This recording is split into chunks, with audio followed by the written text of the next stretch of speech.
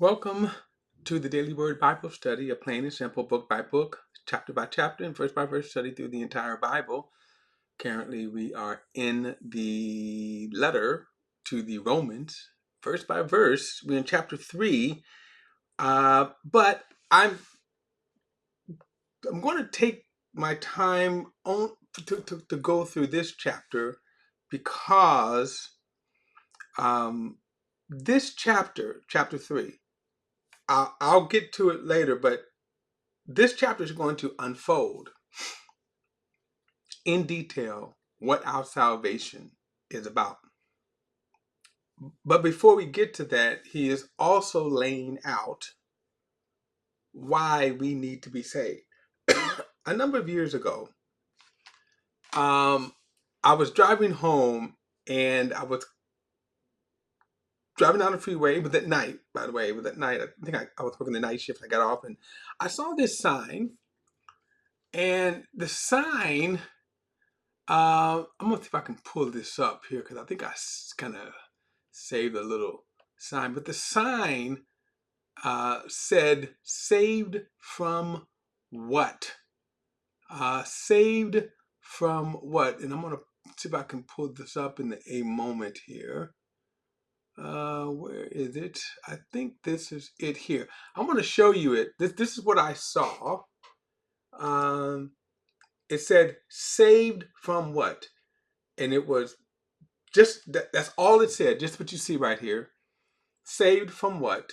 But it was on a billboard, so it didn't look exactly like this. But it was black letters against this whiteboard, and it just said that saved from what? And of course the question is very interesting because I don't know who posted that. You know who posted that billboard? It could have been an atheist basically saying, okay, so what are you guys saying would say what? It could be a Christian. We don't know. But the question is important. What exactly are we saved from? And that's what we're kind of going to get into beginning in chapter 3. Now, last time, uh, I kind of went back to chapter 2, verse, well, he talked about circumcision. And what he said was, and this is for the religious minded person, and it should be a sober kind of slap in the face. But in talking to the Jews, when he talked about circumcision, he said that circumcision, in fact, you know what, instead of, let me just kind of, let's jump into it here. That circumcision, here we go. Let's just jump to it. I'm going to go back to verse 25, and he says, for circumcision benefits you if you observe the law, but if you are a lawbreaker, your circumcision has become uncircumcision. Now, to the Jew, and keep this in mind when we talk about this, the Jew, circumcision was a part of the covenant of Abraham. Okay, so to understand the mindset here, what circumcision is, and most people I think know, but if you don't, it is the cutting of the foreskin of the male genitive, the foreskin. Now, the significance, in other words, why males get circumcised is what I think a lot of people don't understand. And even today, the question can come up, should we circumcise today? And so with that, we have to kind of go back to understand the promise that God gave to Abraham. Uh, um, and okay.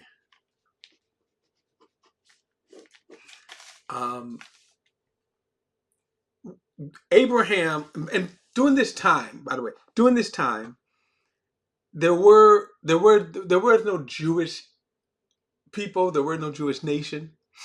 God appeared to Abraham and said, I'm going to make you the father of many nations. I'm going to make you a great nation. So he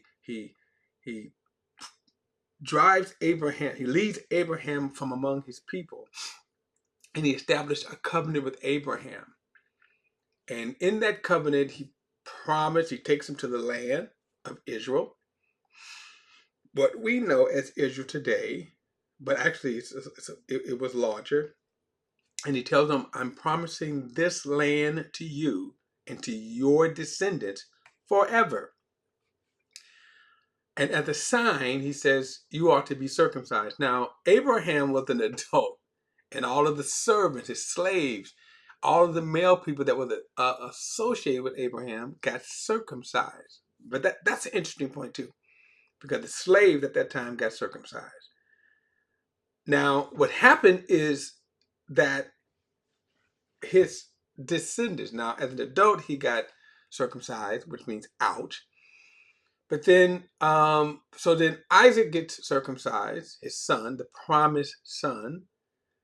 And then Isaac's son, Jacob, gets circumcised. And then the 12 sons from Jacob, in which the entire nation of Israel built. So when people say the chosen people, they are talking about the sons or the descendants of Abraham, Isaac, and Jacob.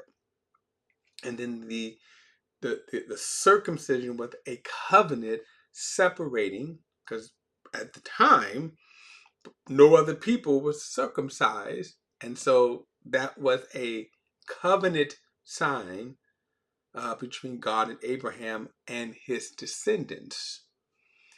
And then this was incorporated into the law.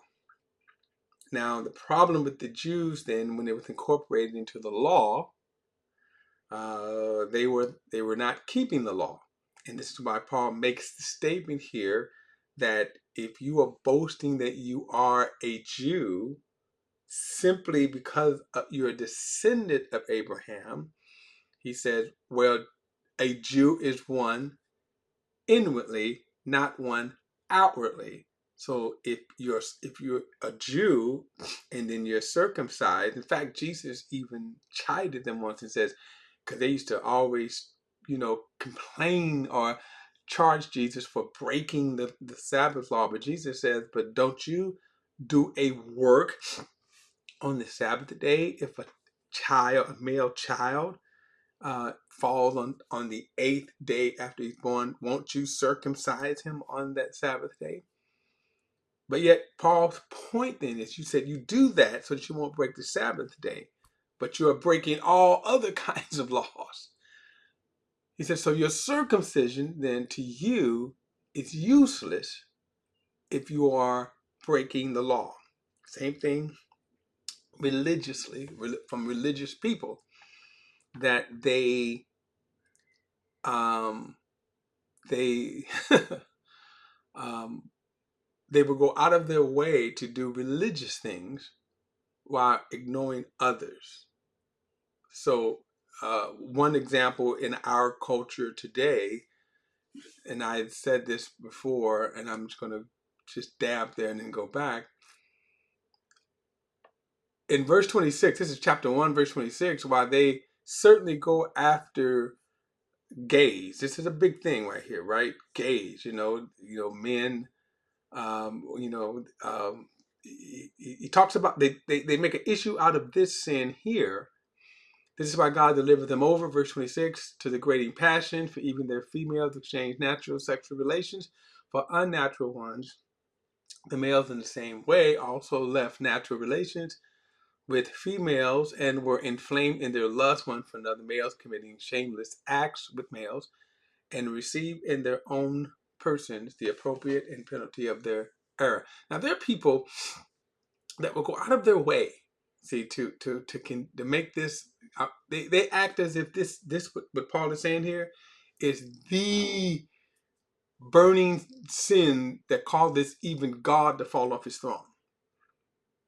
And yet, when you go down to verse 28, he says, and because they did not think it worthwhile to acknowledge God, they delivered them over to worthless mind to do whatever what is morally wrong. Then he says they are filled with, get this, unrighteousness. Watch this, evil, greed, wickedness.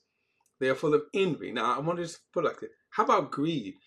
Do we ever condemn people for the greediness? How about this, wickedness? How about envy? Murders? Of course, we would do murders, right? But how about envy? Do we ever condemn people for envy? How about quarrels? Deceit, malice. How about this? Gossip. Look at the slanderers. Do we ever, proud and boastful and arrogant? Do we ever condemn people as much as we condemn the gays? See, that's the point. All right. So let's jump to go to chapter 3. Then verse 1 says, well, he does condemn the Jew here in chapter 2. He does condemn the Jew. And then again, about this issue, circumcision. You understand why circumcision, why Paul is making the issue out of circumcision. So now in chapter 3, verse 1, he says, so what advantage does the Jew have? So we kind of discussed that.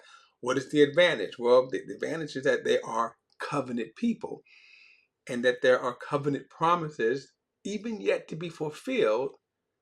For example, the land that they're living in. Now, this did not happen in 1948. In other words, this didn't happen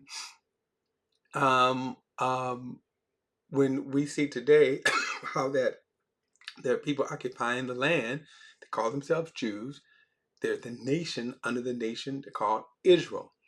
So that wasn't a fulfillment of biblical prophecy. And after all of that, there were some questions. You can even say that, are they even the real Jews? Now, I don't know.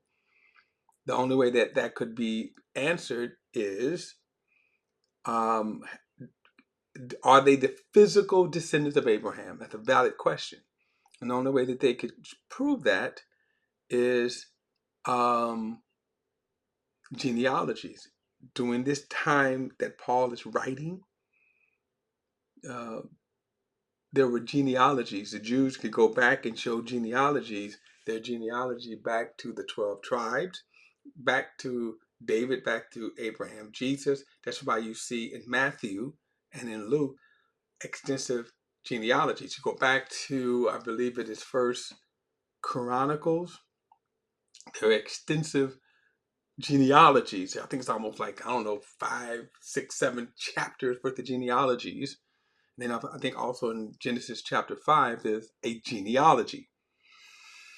So that's something from our perspective is not important because we don't have genealogy. We're Gentiles, so it doesn't matter to me anyway. But when he asks the question, so what advantage does the Jew have, or what is the benefit of circumcision? And the idea is that, first of all, they are the chosen, they are the descendants of Abraham, whom God made a covenant with and gave specific promises to, which yet have to be fulfilled.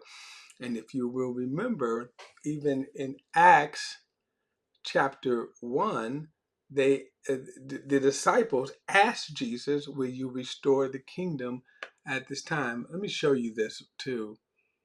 Let me show you this. Acts chapter 1 and look at verse number 6. It says, so when they had come together, this is the disciples. And by the way, this is just moments before Jesus ascends into heaven. So when they had come together, they asked him, Lord, are you restoring the kingdom to Israel at this time? So that's a question right there. Think about that. That's a question. Are you restoring the kingdom? Now, why are they asking this question? Because this is what was on their mind. There is prophecies that promise that the Messiah would come and restore Israel back to the land. So that's why they're asking this question here. Now Jesus goes on to tell him, don't worry about that. Look at verse 7. It is not for you to know the times or the periods that the Father set by his own authority. So don't worry about that. But there are times and periods. He said, but you will receive power when the Holy Spirit has come upon you, and you will be my witnesses in Jerusalem and Judea and Samaria to the end of the earth. So that's what Jesus' last public word to his disciple was, go be a witness in all the world. Don't worry about the end time prophecy. But that now answers the question why it's on their mind, why they, what advantage does the Jew have? Well, he says, what benefit the circumcision had? Why? Because they are covenant people with God. That's why. And there are still promises. Now, when we say the chosen people, chosen kind of is a very interesting sense that God says, I chose you. God was the one who created the nation as a possession for himself. And he reminds them in the book of Deuteronomy that you're not chosen because you're special. You're not chosen because of qualities that you have. He said, because you're not. You are one of the most disobedient people. You are obstinate. And they were. Their entire history. From the time that, especially when he brings them out of Egypt, they had been hardened, obstinate, rebellious, idolatrous, all. And even at the time that Paul is even speaking here, they were in rebellion against God.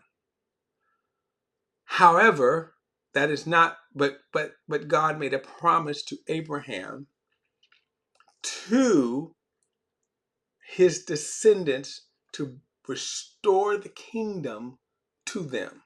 So when they ask the question, what advantage does the Jew have, or what is the benefit of circumcision? Well, he's able to say to them, it actually said in every way. We'll get to that probably next time because I'm running out of time here. So there are prophetic promises. Now, when we go back to Acts here, and they ask, are you restoring the kingdom to Israel at this time? So Paul's question fits here. This is the advantage that they have. The promise that God is going to restore the kingdom to Israel. This also kind of answers another question where in Christianity, I don't know where this came from. There is a theology that teaches that the church, the Christian church, replaced Israel, and that that the Christian church is now the new church. That's a false gospel. That's a false teaching.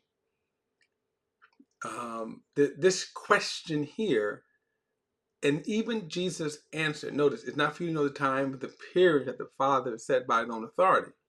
In other words, there are times. So the promise, a prophetic promise, that God has promised that Israel will be restored to their land.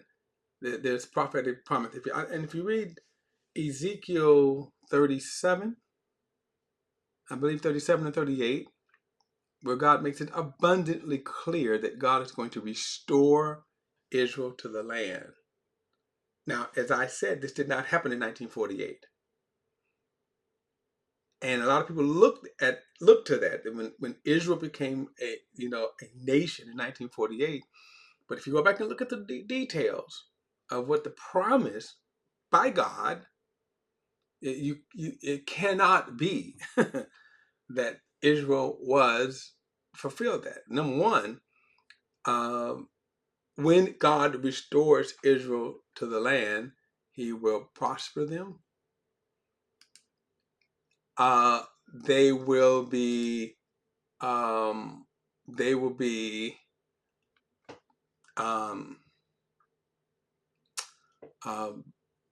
They will worship God. Okay, so Israel today doesn't worship God. The nation, I'm saying, there's people in Israel, for example, what we will call Messianic Jews. They worship the Lord, but the Orthodox Jews would tell you that they stick with the Old Testament law. They really don't, but that's what they would stick to. So when Paul asks the question, what advantage has the Jew? Well, in every way, but currently the nation, the Jews, are cut off from God. And we'll get to this way down the road when we get to Romans chapter 9, 10, and 11. All right, don't forget to like and share this video and subscribe to BP, the Bible Perspective. But as always, if you have a thought or comment, add it to the comment section below. All comments are welcome. I'll see you in the next study.